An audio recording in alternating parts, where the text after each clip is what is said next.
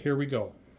We're going to pick up the single action revolver. Right. The first thing we're going to do is place our thumb in front, place our thumb here, pull the trigger. We have to go all the way past the half point.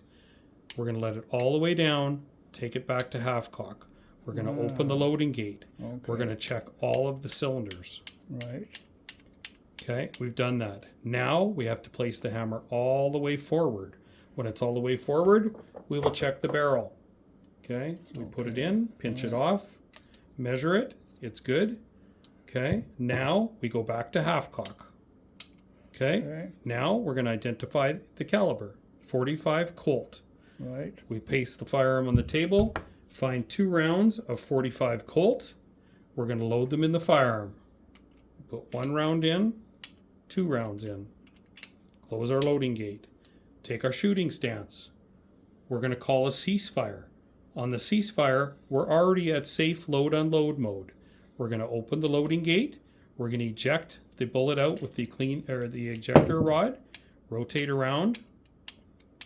Eject the second one and check several more cylinders.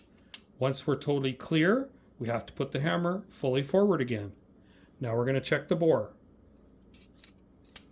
Okay, we measure it off. We're good to go. We go back to half cock, safe load unload mode. We set the firearm down on the table with the loading gate open and at safe mode. Okay, that's the complete procedure for that firearm. So now we hit stop.